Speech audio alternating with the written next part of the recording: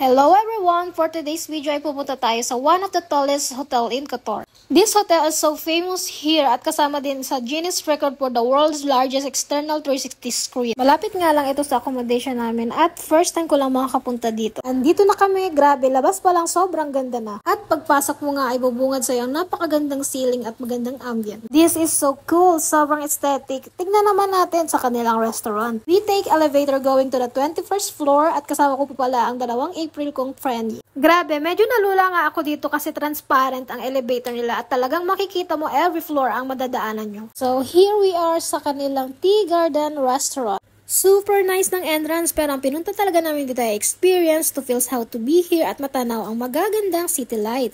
While enjoying the view, ay na-enjoy ko rin ang kanilang strawberry delight drinks at ang kanilang dessert na chocolate wrap. It feels so amazing to see this kind of view. Mapapasabi ka na lang talaga, grabe Lord, ang